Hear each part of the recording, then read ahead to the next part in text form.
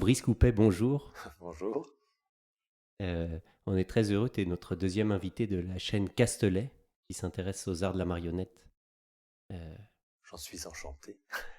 et on s'est retrouvé là à Charleville, donc on s'est dit qu'on profitait de ce moment pour avoir un petit entretien. Est-ce Ouais. que tu pourrais commencer par te présenter, que nos auditeuristes qui te connaissent ou connaissent pas puissent se faire une idée de... Euh, je, je suis marionnettiste.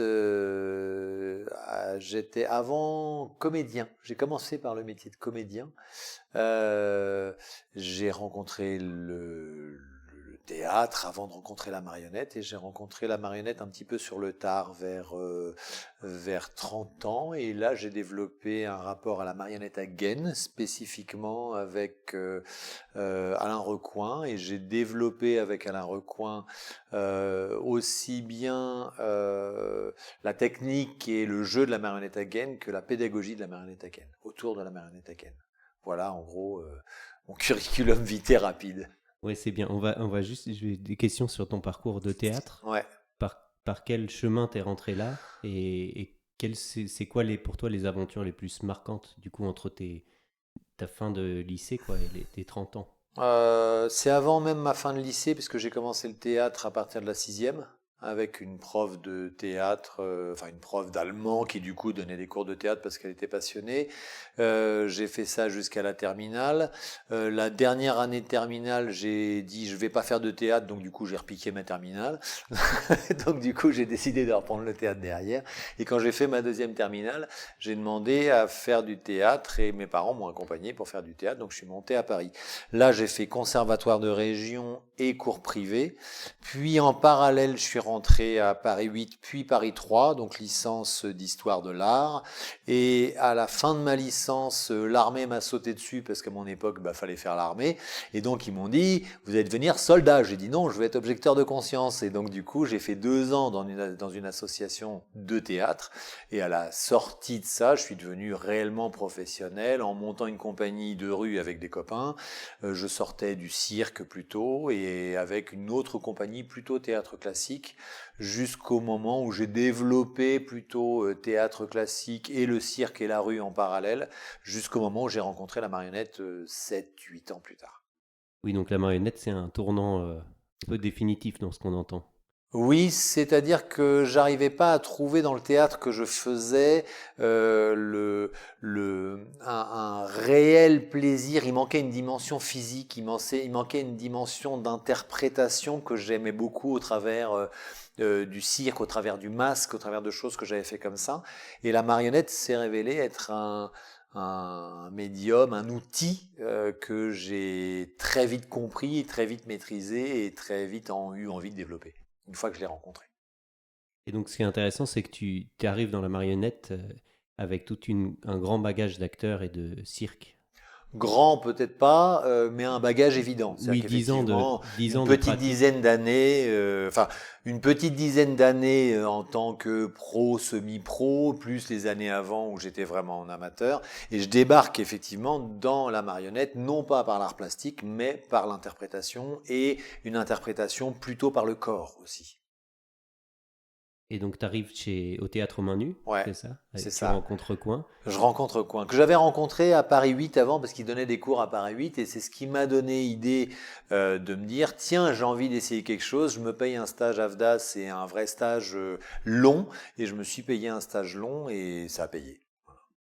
Et donc tu fais un stage long, c'est une année, c'est ça? C'est une année à raison de 4 jours complets par semaine, plus des morceaux par-ci par-là, parce qu'on avait accès aux salles où on pouvait répéter entre deux les week-ends, etc. Et donc c'est un stage d'une année professionnalisant avec un diplôme, voilà, diplôme, quoi, mais qui vaut ce qu'il vaut comme diplôme, c'est-à-dire que c'est un diplôme d'école qui valide que tu as fait un an d'école.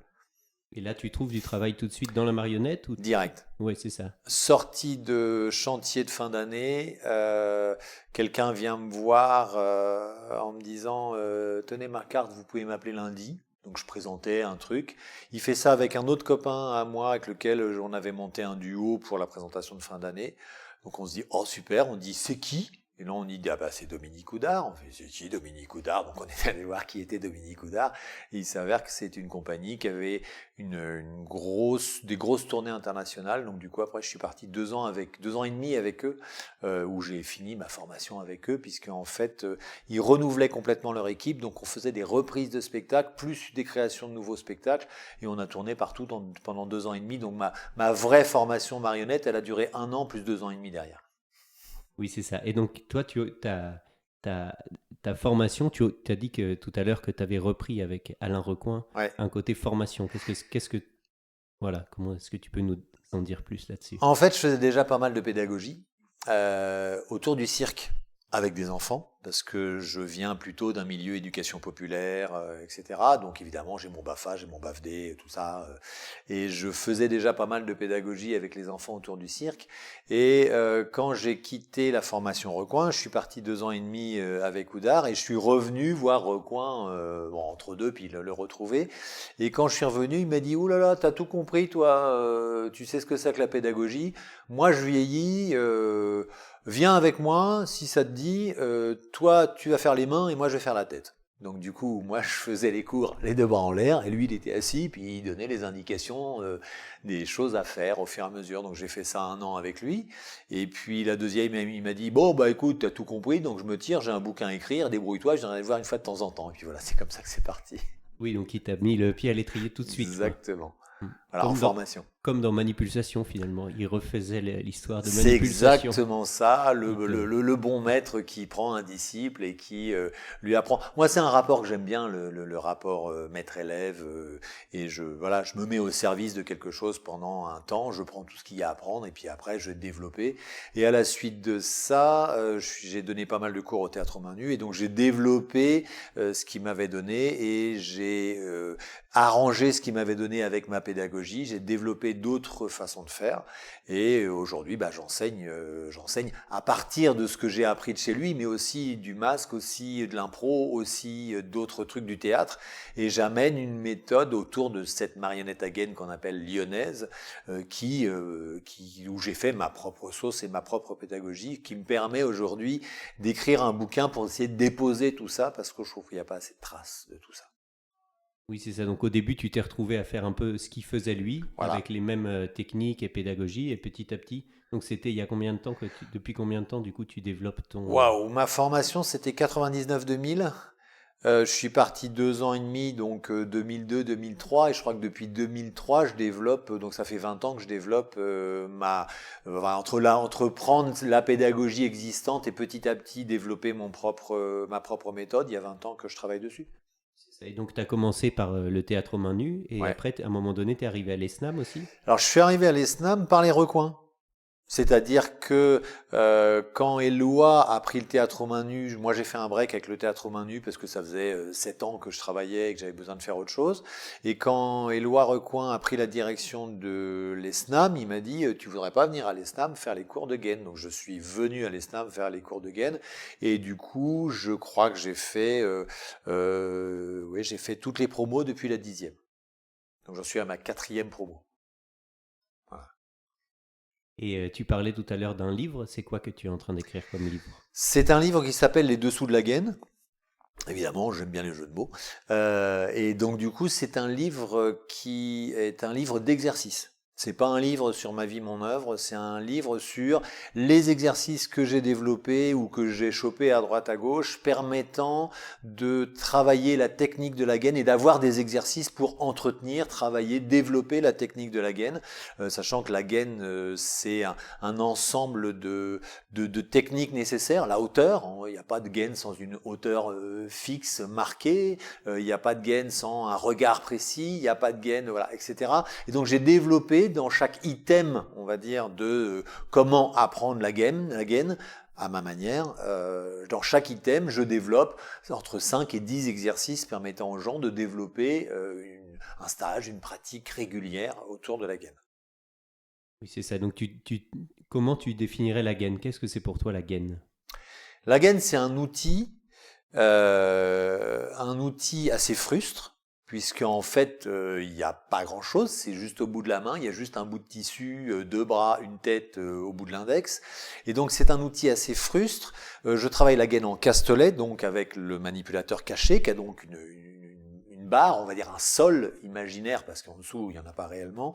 Et la gaine, c'est réussir à maîtriser cette technique qui est en fait la technique de l'utilisation de la main dans un espace défini, suffisamment pour pouvoir interpréter, donc suffisamment pour pouvoir se libérer de cette technique et utiliser cette technique au profit d'une interprétation à hauteur de gaine et à valeur de gaine.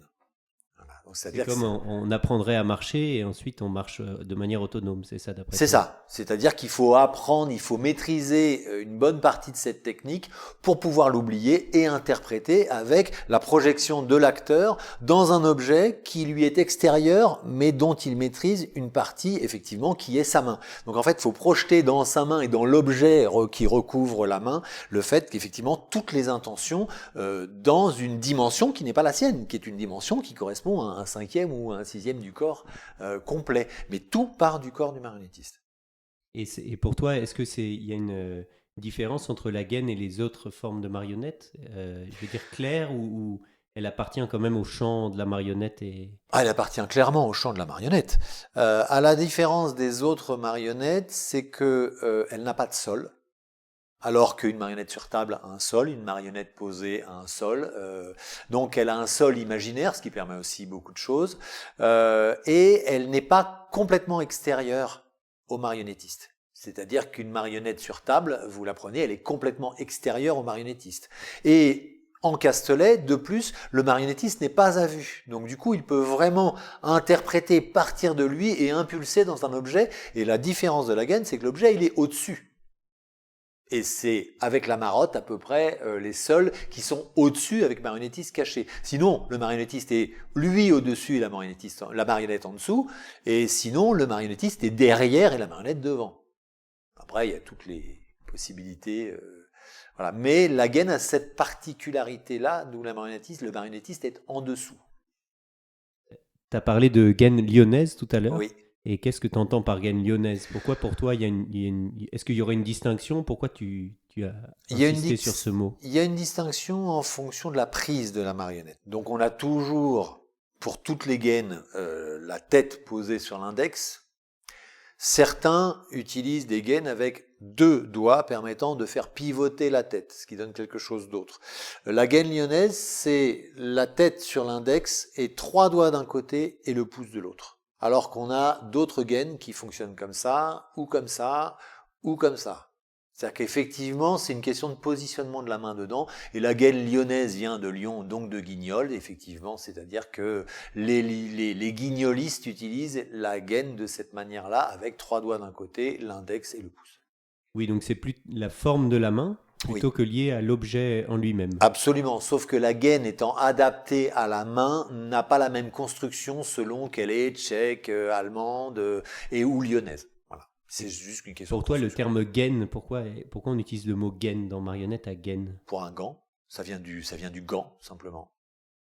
Voilà. Je sais qu'après, tu as fait un passage à l'ESNAM en tant que directeur pédagogique. Tout à fait. Et on ne va pas forcément parler de ce moment de directeur pédagogique, mais plutôt de qu'est-ce qui t'a poussé à aller là?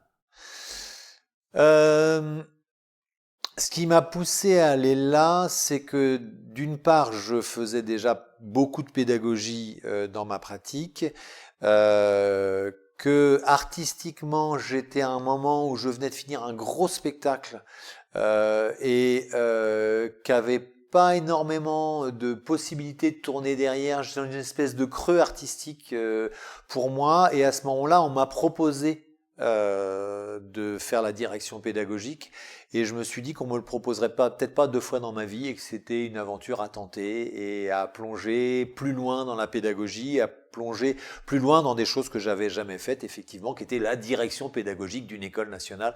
C'est pas rien non plus. Ah oui, c'est ça. Et on va parler un peu, on va essayer d'imaginer quelque chose. Si tu devais maintenant construire un parcours pour prendre un jeune qui a 18 ans et qui sort il a son bac, il se dit, moi, j'aimerais être marionnettiste. Est-ce que tu pourrais, toi, dessiner, vu que tu as réfléchi beaucoup à cette question de parcours pédagogique, est-ce que tu pourrais dessiner un parcours, évidemment, il y en a plusieurs, mais un parcours qui, pour toi, aboutirait à un acteur marionnettiste. Donc, indépendamment de l'ESNAM, indépendamment d'une structure forte, il pourrait passer par plusieurs parcours, faire de la danse, Ouais. du théâtre. Pour toi, quel parcours amène, s'il y en a plusieurs, tu peux aussi en décrire Premièrement, plusieurs. ça dépendrait du projet du jeune. C'est-à-dire que ça dépend du projet, c'est-à-dire qu'il y en a qui veulent qui voudraient juste peut-être devenir marionnettiste, mais monter une compagnie et développer quelque chose, et d'autres qui veulent effectivement, qui voudraient vraiment devenir un artiste complet autour de la marionnette. Moi, j'ai aucune connaissance et capacité plastique. Moi, c'est vraiment pas mon propos. Euh, pour un parcours complet, donc je partirais d'abord du parcours du jeune parce que je pense qu'en fait il faudrait plusieurs parcours possibles. Mais en gros, ce que je trouverais le parcours peut-être le plus complet, ce serait au moins une année de tronc commun sur toutes les formes de marionnettes, toucher à tout, à la plastique, un petit peu de mise en scène, un peu de tout ce qui fait l'art du spectacle autour de la marionnette. Et puis petit à petit, demander où est-ce que tu as envie de t'orienter, plutôt vers la mise en scène, plutôt vers la plastique, plutôt vers le jeu. Et là, travailler sur une intersection entre les différentes formations pour monter quelque chose au moins en 3 ans, et je dis bien au moins en 3 ans, pour un parcours complet. Mais ça veut dire au moins 1 an ou 2 de tronc commun avant de passer sur une spécialisation et peut-être derrière arriver à ce que ces groupes-là se deviennent quasiment des compagnies. C'est-à-dire que quand tu as dans une compagnie un metteur en scène, une série d'acteurs, une série de plasticiens, et puis des gens qui t'intéressent de la lumière et tout ce qui touche les arts, bah, tu montes un groupe et tu fais quelque chose où chacun apprend et se met au service des autres. Et le champ de la marionnette, il est de plus en plus large Ouais. aujourd'hui. Et du coup, comment tu vois ce spectre très large? Parce que c'est vrai que c'est difficile de se dire marionnettiste en général. Et souvent, il y en a qui s'orientent vers la matière, vers la Mmh. magie, marionnette et magie, comme toi, la marionnette à gaine ou les marionnettes à fil, les Ouais. marionnettes portées.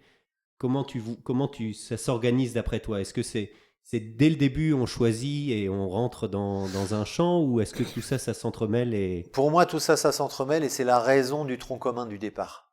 C'est-à-dire qu'avant de te dire, tiens, j'ai envie d'aller voir par là, faut quand même que tu passes par plein de chemins différents pour tout à coup te dire, ah bah oui, mon truc, moi, c'est le jeu. Ou alors mon truc, c'est vraiment la mise en scène, ou vraiment ce qui m'éclate, c'est de penser la dramaturgie d'un spectacle.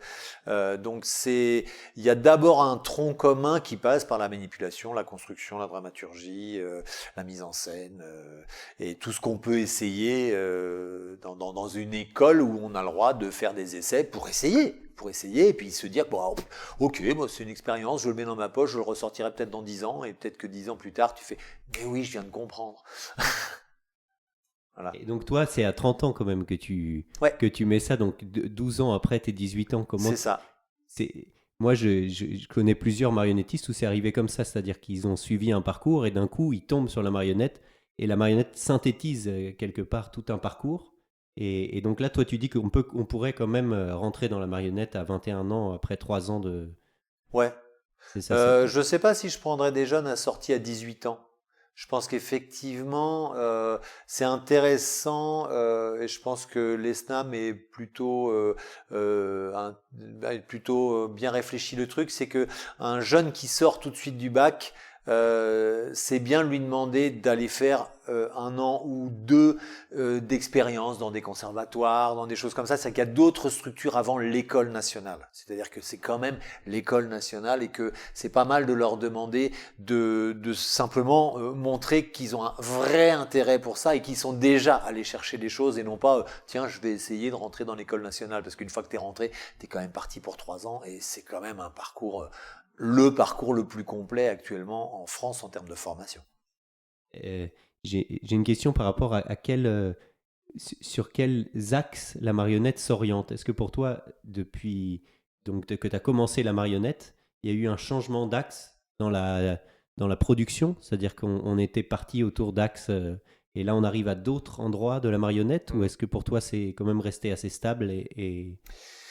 La profession a beaucoup bougé. Moi, je reste dans un créneau assez particulier, qui est vraiment celui de l'interprétation. Donc on va dire entre guillemets que j'ai moins évolué que la profession elle-même parce qu'il y a eu des choses incroyables dans la profession qui ont évolué et qui fait que la marionnette, son champ a énormément grandi. Et moi, je suis resté volontairement dans le champ de l'interprétation et plus particulièrement de la gaine, qui reste une forme assez traditionnelle. Donc j'ai du mal à répondre à cette question parce que j'ai vu des choses fabuleuses, mais qui ne sont pas ni de mon savoir-faire, ni de la chose dans laquelle je vais fouiller. Oui, tu as parlé de la interprétation, tu te définis beaucoup comme interprète. Complètement. Et est-ce que pour toi, du coup, il y a une différence entre le marionnettiste qui interprète ou le marionnettiste qui fabrique? Est-ce qu'on peut être les deux? À quel point ces deux choses, les parcours sont dissociés ou... Alors, pour moi, et je vais en fâcher quelques-uns, je pense, un marionnettiste est un interprète. Quelqu'un qui fabrique des marionnettes peut être marionnettiste, mais quelqu'un qui fabrique des marionnettes est un facteur de marionnettes. Il a besoin de savoir manipuler, il a besoin d'avoir une connaissance du marionnettiste. Mais pour moi, c'est deux choses différentes. C'est-à-dire que si tu dois faire un choix de l'un côté ou de l'autre, et je comprends très bien qu'on soit dans les deux, mais moi, je suis que du côté de l'interprétation. Je sais fabriquer 2-3 trucs en papier-étage, mais c'est pas du tout mon créneau. Inversement, je m'intéresse un peu à la construction pour pouvoir être autonome, mais ça s'arrête là. Et pour moi, un marionnettiste est un interprète. Et sans interprétation, la marionnette, elle est pauvre, quelle que soit sa valeur plastique. Et il peut y avoir une valeur plastique incroyable si, de mon point de vue, elle n'est pas bien manipulée. Ça pose un problème. De la même manière qu'une marionnette mal fagotée peut desservir une manipulation virtuose. Et tu t'as parlé de interprétation et manipulation. Oui. Est-ce que pour toi, il y a une différence? Parce que, évidemment, toi, tu as un parcours théâtre et donc tu as comme tu as dit, on porte l'acteur au bout de la main. Et je trouve que c'est très intéressant. Mais qu'est-ce que, pour toi, on interprète? Quelle est la place de cette interprétation ou manipulation? Est-ce que tu ferais une différence? Je fais une différence. La manipulation, c'est la connaissance de la technique et la capacité de mettre en place cette technique en jeu, c'est-à-dire en place dans un espace de Castelet. L'interprétation, c'est ça, plus un niveau qui fait que les choix que tu fais de technique sont justes, sont bien proportionnés par rapport à ce que tu veux raconter, mais qu'il y a quelque chose de magique en plus qui fait que on y croit, ça passe la bande, ça fait que, effectivement, il y a une interprétation, tu oublies le marionnettiste dessous. Inconsciemment, tu l'oublies pas, tu sais bien qu'il y a un mec derrière, mais tu te laisses happer par le truc, et là, tu es dans l'interprétation, et non pas juste dans la mise en place de mouvements ou d'agitation ou de raconter un texte. Il y a quelque chose qui fait que tout à coup, la marionnette, elle est vivante, et je vais même prendre un autre mot, c'est-à-dire que là, on arrive vers l'animer, donner une âme, c'est-à-dire que quand j'interprète vraiment, je donne une âme au personnage qu'est la marionnette, et là on oublie qu'en dessous il y a un marionnettiste, on oublie même s'il est à vue, on se laisse embarquer, et là il y a interprétation et animation. Oui, donc pour toi c'est un idéal finalement à atteindre, l'interprétation. Oh, ça m'arrive pas non plus tous les jours. Hein. J'ai une question par rapport au neutre, parce que je sais que en tout cas dans les cours que tu donnes, les fondamentaux de la marionnette à gaine, tu utilises les marionnettes neutres. Est-ce que tu as toujours utilisé ça? C'est quelque chose qui t'as pris ça de recoin et tu as continué cette chose-là? Et du coup, si tu l'as gardée, vu que tu as quand même... au début, bon, tu l'as pris parce qu'elle était là, mais si tu l'as gardée, tu dois avoir une idée claire de pourquoi cette gaine neutre est intéressante. Cette gaine neutre est intéressante au-delà du combat qu'on peut avoir autour de ce que c'est. Est-ce que c'est neutre, est-ce que c'est pas neutre? Le neutre n'existe pas complètement, mais le masque neutre non plus, etc., etc. Le neutre a un avantage fondamental, c'est qu'il t'oblige à un moment à l'interprétation. C'est-à-dire que si tu prends une marionnette avec déjà des attributs, tu vas te contenter d'utiliser ces attributs pour en faire un personnage.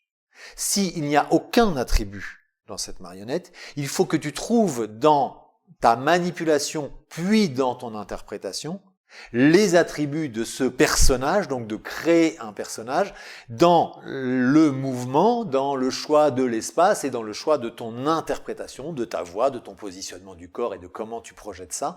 Et donc c'est ça qui est intéressant, c'est qu'effectivement tu es obligé de construire réellement le personnage avec les outils qui sont ceux du marionnettiste again.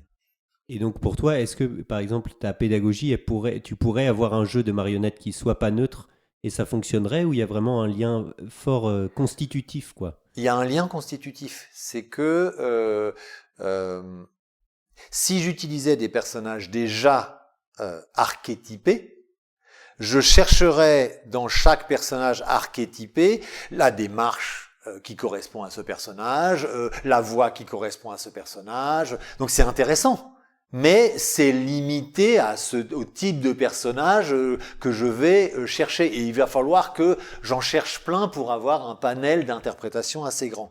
Si je pars de ma marionnette neutre, j'ai pas besoin de changer de ma marionnette. Et en plus, mon travail, il vient de moi. Il vient pas de l'objet qui est déjà au-dessus. Donc c'est une nécessité, entre guillemets, au niveau de l'apprentissage, parce que ça oblige à passer par soi et non pas par l'objet déjà existant. Oui, c'est ça. Du coup, il y a un lien entre l'objet et la manière de concevoir l'outil. Tout à fait. Et les marionnettes se portent à tous les personnages, du coup. Tous les neutres, en fait. L'objectif, c'est ça. Alors après, c'est plus ou moins difficile. Et effectivement, c'est un peu comme le travail que je fais avec les étudiants sur la parole, où je leur dis, la parole ne doit arriver que par nécessité. Sinon, on prend une marionnette et blablabla, blablabla, et blablabla. Et ça n'a pas d'intérêt pour moi, c'est-à-dire qu'on a besoin de savoir qui il est, où il est, dans quel espace il est, avant de prendre la parole et de mettre en place le conflit ou ce qui se joue à ce moment-là. J'ai perdu ce que je voulais dire. Je recherche. Oui. La question, c'était par rapport à est-ce qu'elles pouvaient tout incarner Oui, elles peuvent tout incarner et on va dire que l'attribut, comme ce que je viens de dire sur la parole, n'arrive que si on ne trouve pas les moyens de donner cet attribut par la manipulation ou par le texte ou par le jeu ou par l'interprétation. C'est-à-dire qu'il y a un moment, je vais essayer de construire mon personnage jusqu'au bout et il y a un moment, je vais avoir la nécessité de rajouter un élément parce que à ce moment-là, j'ai la nécessité de le faire. C'est-à-dire que si en manipulation, j'arrive pas à faire comprendre que je suis en train de gratter une guitare et que je joue un guitariste, bon, ok, je vais rajouter une guitare à la marionnette. Mais c'est un attribut que je vais retarder au maximum dans l'arrivée du jeu, parce que ce qui m'intéresse, c'est de chercher toutes les possibilités par la manipulation de faire naître ce personnage et qui il est, où il est, qu'est-ce qu'il fait. Moi, je me place un peu là du point de vue du public. Par exemple, au théâtre, il y a eu beaucoup cette recherche d'épurer et d'enlever le costume et de garder, comme tu dis, l'attribut qui était le signe. Et donc, on peut, par exemple, se trouver dans une troupe et tout le monde peut faire le roi. Il suffit de mettre la couronne sur la tête et on devient roi. Et la question que je me pose, c'est si tout le monde est neutre, les marionnettes neutres, à un moment donné, à quel point c'est facile de comprendre quel rôle joue qui. Voilà, c'est ça. C'est-à-dire que, parce que les attributs, ils ont aussi du point de vue du public, ils ont aussi une façon de pouvoir, nous, se projeter tout de suite. C'est-à-dire qu'on voit un roi, on se dit, ah, c'est le roi, et on projette, nous, public, déjà quelque chose dans le spectacle. Et ensuite, la manipulation va enrichir, ou l'acteur va enrichir. Mais si un acteur met une couronne, on voit le roi. Tout à fait, sauf que si on développe bien la pédagogie que j'ai envie de mettre en place, on reconnaît le roi à sa démarche et à sa façon de regarder les autres, de se positionner. On peut le reconnaître avant sa couronne. Alors évidemment, je vais lui mettre une couronne, c'est beaucoup plus facile. Mais je peux aussi décider de tout jouer en neutre, et moi ça fait partie des exercices que je demande, de telle façon à ce que on soit en capacité de découvrir dans les 10 secondes les rapports de force entre les personnages. Et ça, c'est une question de placement dans le Castelet, c'est une question de voix, c'est une question de comment je regarde les autres, de placement des uns par rapport aux autres. Et donc du coup, c'est intéressant parce que c'est facile de passer par la tribu. Si j'enlève la tribu, j'oblige à trouver le corps, la voix, l'interprétation du personnage. Et après, je rajoute un attribut et le personnage, il prend tout de suite beaucoup plus de force. Si je fais le travail inverse, j'ai ma couronne, je suis le roi, tout le monde sait que je suis le roi, je cherche beaucoup moins loin dans mon interprétation puisque j'ai déjà l'attribut. Est-ce que pour toi, c'est du coup, on pourrait le transposer au théâtre? C'est-à-dire que tes exercices que tu proposes, si je vois des acteurs qui du coup travaillent aussi leur neutre, c'est-à-dire une disponibilité, j'appelle ça pour l'acteur, une disponibilité de l'acteur, est-ce que cette disponibilité de l'acteur, on pourrait transposer tes exercices par exemple c'est-à-dire faire un roi et essayer de mettre des acteurs, même qui puissent changer eux d'acteurs, mais qu'on reste roi. Est-ce que pour toi c'est possible? Il y a quelque chose de... Je pense que c'est possible, c'est certainement plus facile avec le masque, c'est certainement... je pense que c'est possible et moi je le fais beaucoup en improvisation. C'est-à-dire que j'amène l'impro au niveau de la marionnette et on passe par des jeux d'impro comédiens et hop, on les transfère sur la marionnette et on peut faire l'inverse dans les deux sens. Mais je l'ai jamais fait dans l'autre sens. C'est-à-dire que je me suis servi de tous ces exercices de théâtre que moi j'ai pratiqués et que j'ai cherché à adapter pour la marionnette, non pas pour les adapter pour la marionnette, mais pour trouver dans la marionnette effectivement le jeu et l'interprétation qu'on trouve dans les exercices d'impro et où on cherche des signes clairs permettant de comprendre rapidement ce qui se joue avant de rencontrer l'endroit du nœud, d'avoir un conflit et de résoudre le conflit qui est un petit peu le b.a.-ba de toute histoire en fait. Oui, ça serait intéressant de du coup revenir à peut-être des exercices et ce que ça a amené la marionnette et de faire revenir certains exercices peut-être dans le théâtre. J'avais une question sur les exercices. Est-ce que tu pourrais nous montrer un exercice, nous expliquer, montrer ou expliquer un exercice auquel tu tiens ou... un exercice auquel je tiens... Pas par rapport au sujet. Hein, par exemple, une chose primordiale sur la marionnette, c'est le regard de la marionnette. Les marionnettes n'ont pas d'yeux, elles ont juste un nez, une direction, elles sont neutres. La position de la tête de la marionnette est fondamentale. Si je vous parle en regardant comme ça, vous pouvez pas comprendre que je vous parle. Vous dites, mais qui c'est que ce mec? Qu'est-ce qu'il fait là? Pourquoi il parle en l'air? On comprend rien du tout. C'est exactement la même chose dans la marionnette. C'est-à-dire qu'effectivement, du coup, je monte des exercices avec tout simplement, je demande à ce que la marionnette arrive et je détermine des espaces dans le Castelet, à l'extérieur du Castelet. Et le premier exercice, c'est de vérifier que le regard est au bon endroit sur ces 3 endroits. Une fois que c'est fait, qu'on a bien vérifié que l'endroit était précis, que la direction du regard était précis, je leur demande de commencer à interpréter. Donc, il y a 3 endroits, et selon la vitesse à laquelle on va d'endroit en endroit, on va raconter autre chose. Je rajoute la présence d'une autre marionnette et donc on a 4 regards. Une bouteille sur la bande, un endroit à l'extérieur, le public et le personnage qui est avec l'autre joueur. Et juste ça, de jouer sur 4 regards, la vitesse à laquelle on échange les regards, on a une histoire qui peut durer 10 minutes. Et comment ça se vérifie du coup? Ça se vérifie avec un témoin en dehors? Ça se vérifie avec un témoin en dehors et je demande toujours à mes étudiants de passer derrière et aussi de regarder ce que font les autres parce qu'en fait on apprend quasiment autant en regardant ce qui se passe et en se disant « Waouh, ça marche !» et derrière, en allant essayer derrière, souvent ça marche pas au début et petit à petit on comprend le lien entre ce qu'on voit et ce qu'il faut faire à l'intérieur. Oui, c'est ça. Du coup, les exercices, le livre que tu vas écrire, il est plutôt pour un groupe Au moins pour Oui. 2 personnes. Alors, c'est plutôt pour un groupe, effectivement, parce que c'est intéressant d'avoir quelqu'un à l'extérieur et c'est intéressant de bosser ensemble parce qu'il y a un autre élément que je fais beaucoup, c'est nous avons tous des corps différents, nous avons tous des mains différentes, mais je dois être en capacité de copier le mouvement de quelqu'un d'autre. Parce que si on veut que les marionnettes jouent ensemble, moi en plus c'est des notes qui sont toutes pareilles, c'est intéressant de travailler sur le mimétisme de ces personnages-là. Donc je travaille beaucoup sur le copier, que j'appelle un jeu des 7 nains, c'est-à-dire que quand il y en a un qui démarre un mouvement répétitif, les autres essaient de trouver l'ampleur, la grandeur, puis quel segment travaille, comment est l'impulse des jambes, enfin en gros je pars du corps du marionnettiste et petit à petit je monte dans la marionnette et je découpe chaque élément et petit à petit je leur demande de mettre des strates dans leur apprentissage sans oublier la strate de départ.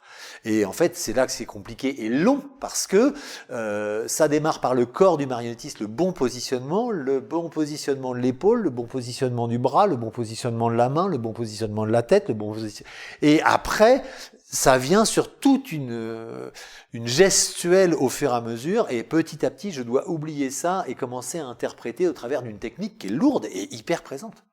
Et du coup, est-ce qu'on peut travailler devant le miroir, d'après toi, la marionnette à gaine? Non. Et est-ce qu'on peut travailler avec des captations si on est Captation tout seul? est plus intéressant. C'est 2 fois plus long, mais beaucoup plus intéressant. L'inconvénient du miroir, c'est que on regarde le reflet de ce qu'on fait et on n'est plus dans la sensation intérieure. Or, ce qui m'intéresse, c'est vraiment la sensation intérieure, c'est-à-dire là où je suis, au niveau de mon intention, au niveau du positionnement de mon corps, comment je me mets. Si on regarde, déjà on va faire ça, on va mal positionner son cou pour regarder. Donc, travailler au minimum à 2, avec essayer quelque chose, et l'autre vous donne ce qu'il voit, ce qu'il ressent. Ah, c'est pas ce que je voulais donner, zut. Donc, j'essaye autre chose. On se redonne des indications jusqu'au moment où ça match. Et là, quand ça match, ok, d'accord, qu'est-ce que j'ai fait, comment je l'ai fait, et donc, qu'est-ce que ça donne? Et donc, du coup, il faut que je joigne ma sensation avec l'interprétation qui a été donnée et faire le lien, comme le comédien. J'essaye des choses, ça marche pas, puis à un moment, on dit, oui, ça, c'est juste. Ah, ok, c'est ça que tu voulais. Et donc, du coup, je le remets, je le répète, et je le ressors, et je le réinvente à chaque fois. Et du coup, on sait que tu as fait un spectacle qui tourne depuis 14 ans qui s'appelle Petites histoires sans parole. Oui. Et là, tu es tout seul à manipuler avec un musicien à côté. Et Je du coup, suis seul. comment tu as travaillé cette chose-là? Est-ce que des fois tu revérifies, par exemple, que les regards sont toujours bons? Tu regardes une captation? Comment on fait pour, une fois qu'on est professionnel et qu'on est rentré et qu'on a bien saisi l'interprétation, comment on fait pour toujours essayer de pas perdre le regard ou de pas perdre... Alors, c'est une espèce d'automatisme. Dès que je fais un regard, je vérifie que mon regard est juste, de l'intérieur. Dès que je fais un phrasé, je sais maintenant automatiquement que mon phrasé il est juste ou il n'est pas juste. C'est-à-dire que je n'utilise pas forcément les mêmes segments de la marionnette, la tête, les bras ou le tronc, mais je sais que mon phrasé est juste en fonction d'eux. Et en fait, aujourd'hui, j'ai une liberté qui fait que, et je travaille en plus avec un jazzman, donc on se permet des choses qui fait que mon phrasé il est intégré. C'est-à-dire qu'un comédien vérifie plus. À un moment, il se fait plus des captations de lui-même. Moi, je vérifie encore par captation régulièrement, c'est-à-dire que de temps en temps, je re-regarde des captations que j'ai faites et je me dis ah, c'est moche ça, faut que je le reprenne. Et donc je reprends des choses à partir des captations pour pouvoir me dire ça, faut que je sois attentif à tel endroit parce que je l'ai un peu laissé cédélité, etc. Et en même temps, faut pas le faire tout le temps. Il faut rentrer dans le jeu et par moment il y a une idée qui vient et se permettre de la faire au bon moment parce que l'intention est juste et parce que elle va au même endroit que là où on va un tout petit peu plus tard. Et c'est génial de bosser avec un jazzman parce que tout à coup je m'arrête et je me pars sur un délire et lui il me suit. Voilà. Et on va parler un peu du phrasé. Tu as abordé le phrasé et je trouve que c'est très intéressant dans la marionnette. Ça fait partie des choses peut-être les plus difficiles à voir, même dans les spectacles professionnels. Des fois, le phrasé se perd. Pour toi, comment tu définis un phrasé à la marionnette? Le phrasé de la marionnette, c'est 2 strates. Il y a la première, c'est le fait qui est le même travail que le comédien, c'est-à-dire que premièrement, quand tu dis quelque chose, il faut que ce soit entendu. C'est-à-dire que c'est pas la peine de parler si les gens ne comprennent pas ce que tu dis. Donc il y a un travail déjà d'interprétation sur qu'est-ce que je dis, comment je le dis, à quelle puissance je le dis et à qui je le dis. Ensuite, il faut que ça corresponde à la marionnette. Donc peut-être que ma voix va devoir bouger parce que la marionnette n'a pas la même taille que mon corps. Mais ensuite, du coup, le phrasé, c'est la technique permettant de bouger, mouvoir des segments qui fait que le spectateur à aucun moment ne doute que ce soit la marionnette qui parle. Donc il faut entendre la phrase de telle façon à ce que la marionnette prenne la rythmique de la phrase afin que le public à aucun moment se dise « je sais bien que c'est le marionnettiste qui parle dessous ». Mais se laisse bluffer par le fait que c'est tellement clair, c'est tellement dans le corps de la marionnette que ça ne peut être qu'elle qui parle, et non pas le marionnettiste. Même si la voix vient de là et que la marionnette elle est là.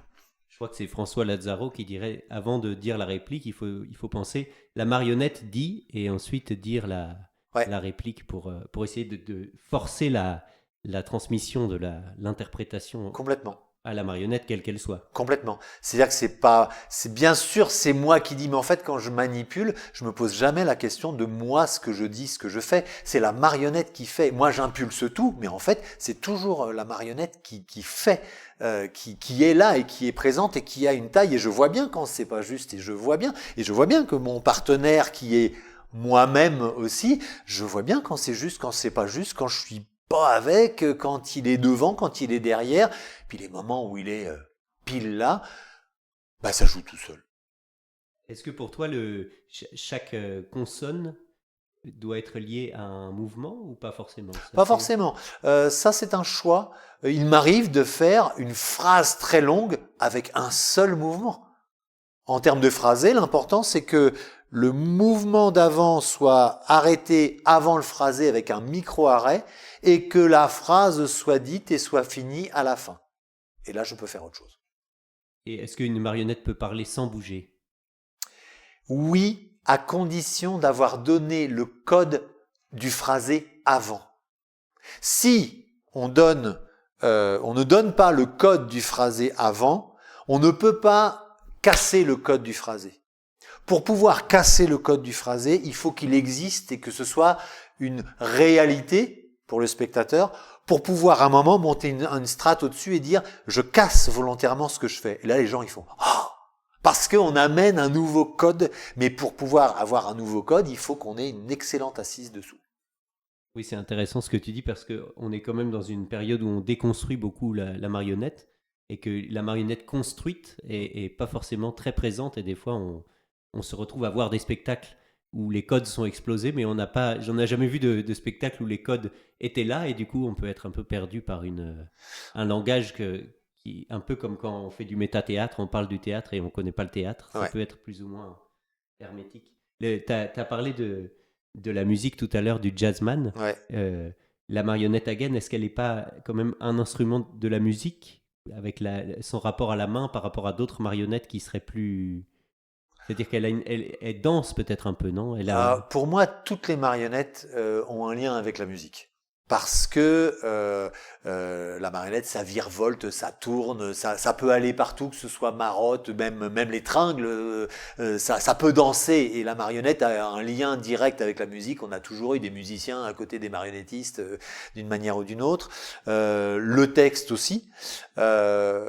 La marionnette again a cet avantage que elle est impulsée par le corps du marionnettiste et complètement par le corps du marionnettiste. Donc du coup, la danse est encore plus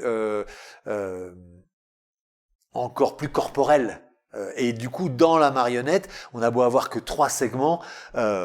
Si on joue avec ces 3 segments et la danse, moi je fais beaucoup danser mes étudiants. Et en fait, c'est une façon de libérer et de se rendre compte que le mouvement et que la densité du corps et la tenue du corps de la main est en relation complète avec la densité et la tenue du corps du marionnettiste. Si je suis très tendu et que du coup, moi, si je veux une marionnette très tendue, il faut que mon corps soit très tendu. Si je veux quelque chose de très souple, je vais assouplir mon corps dessous, sans perdre la hauteur, c'est là que ça devient difficile. Et ma marionnette, du coup, mon poignet et ma main devient très souple. Parce que j'impulse avec une souplesse. Et hop, je raidis, et mon corps et la marionnette. Et il y a un rapport au texte. Je sais qu'avec tes étudiants, tu fais un travail fort avec le texte. Pourquoi le texte? Pourquoi cet intérêt au texte dans la construction d'une scène, d'une marionnette?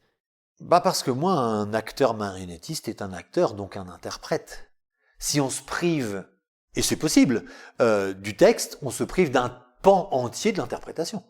Ce que tu fais par exemple dans ton spectacle Petites histoires sans Ce parole? que je fais dans mon spectacle Petites histoires sans parole, au profit d'une virtuosité de manipulation, parce que le but du jeu, c'est ça, c'est de travailler avec la musique et de développer la virtuosité. Et c'est pas vrai que c'est sans parole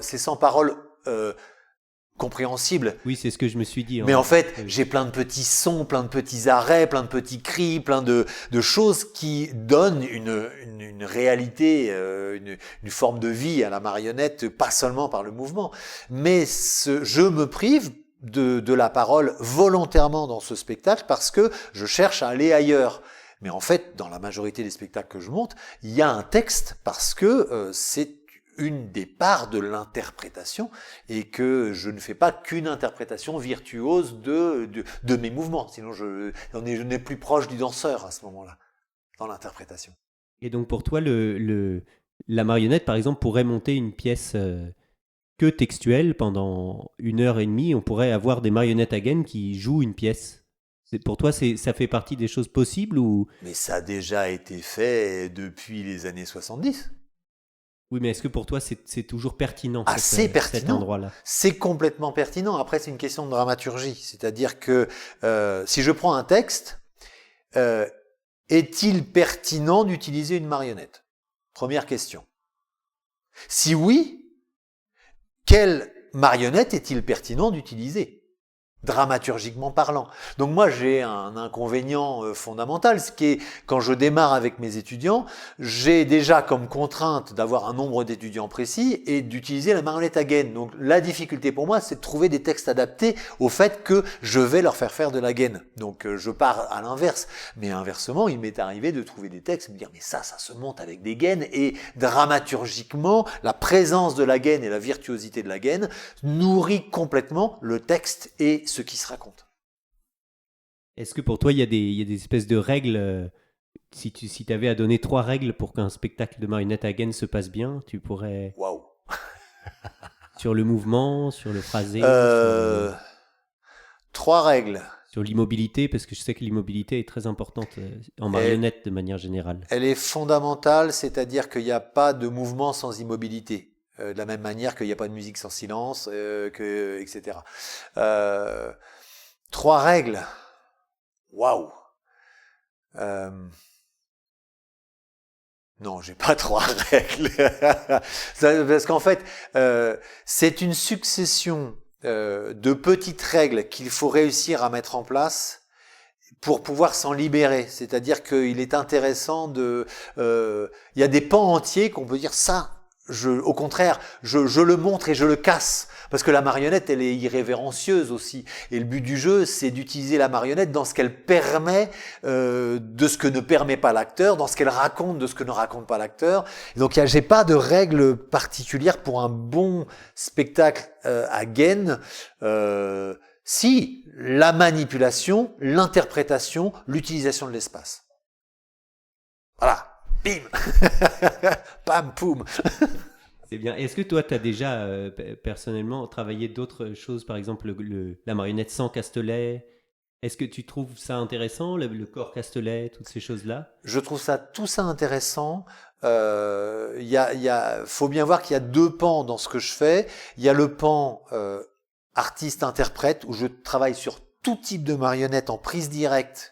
Donc pas le fil parce que j'ai pas la technique pour le fil, mais j'ai travaillé sur tout type de texte, contemporain, ancien, écrit pour la marionnette, pas écrit pour la marionnette, gaine, pas gaine, table, tout ça. Et en revanche, je spécialise ma formation sur la gaine. Mais je ne suis pas un gainiste, je suis un marionnettiste interprète. Est-ce que tu pourrais, on arrive vers la fin de l'entretien, est-ce que tu pourrais nous dire 3 spectacles qui t'ont marqué en marionnette? Alors 3 spectacles que j'ai vus ou 3 spectacles que j'ai faits?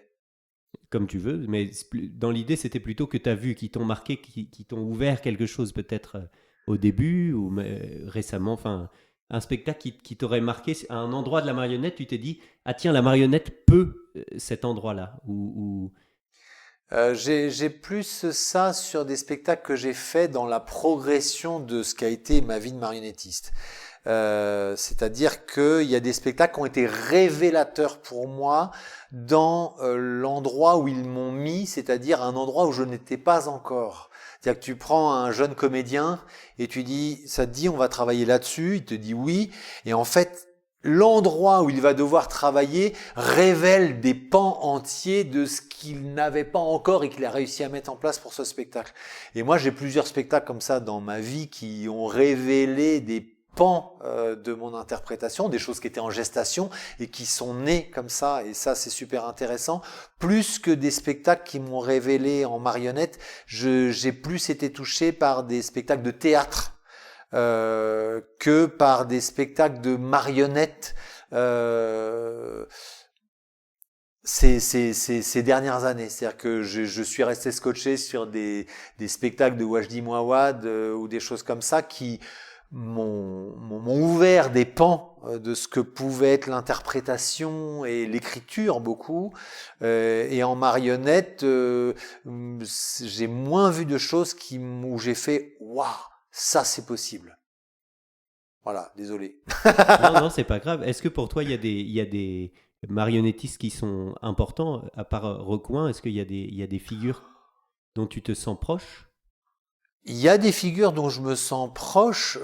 En fait, je crois que il y a dans les marionnettistes aujourd'hui on va dire, dans la marionnette contemporaine reconnue, chacun est allé à un endroit de sa qualité, que ce soit en tant que metteur en scène ou d'interprète ou de plastique, dans des endroits différents que je reconnais, que je trouve fabuleux. Moi, je suis touché par l'interprétation et la manipulation, donc je suis moins touché. Je peux voir un spectacle où il y a énormément de plastique et dire waouh, c'est super.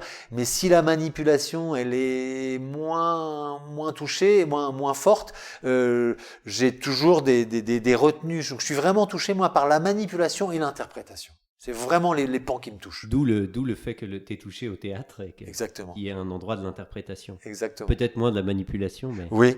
Et est-ce que tu as par exemple, pour la gaine, est-ce que tu t'inspires ou est-ce que c'est un langage que tu as appris et est-ce que ça t'arrive de regarder un spectacle et te dire ah ce mouvement, cette chose, j'avais jamais pu imaginer faire ou ça vient toujours vraiment du mouvement, on marche, on trouve une démarche, elle nous plaît et on la met sur scène? Alors je travaille pas tout seul, c'est-à-dire que je travaille avec des metteurs en scène.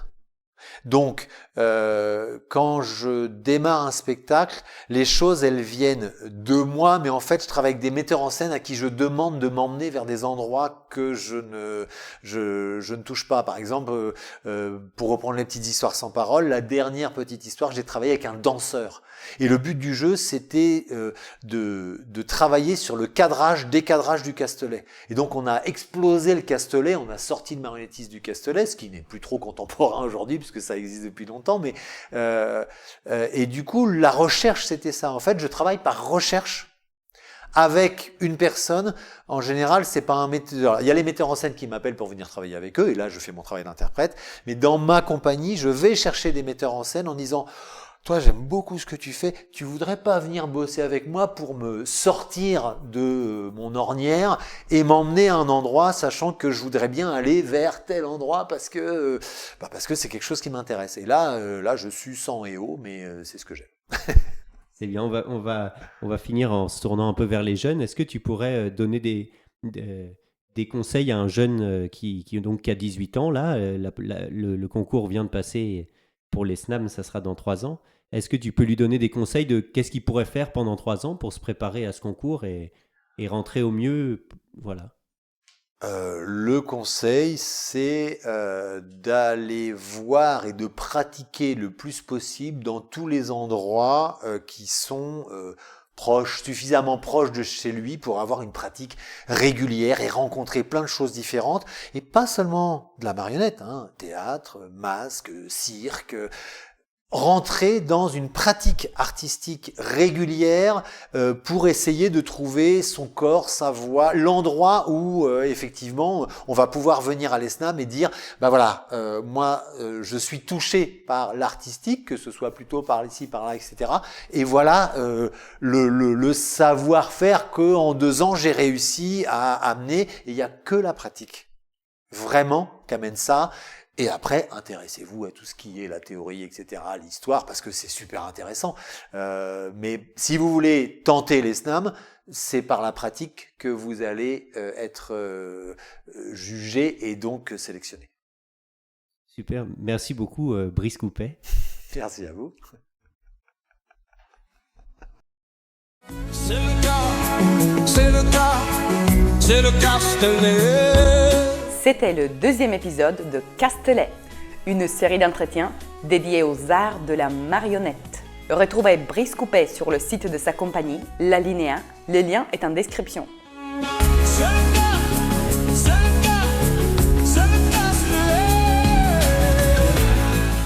Cet épisode était produit par Anastasia Puppis et mené par Léandre Simeoni. Abonnez-vous à la chaîne, partagez la vidéo et donnez-nous votre avis en commentaire. Merci de votre écoute, à très bientôt. C'est le cas, c'est le cas, c'est le Castellet.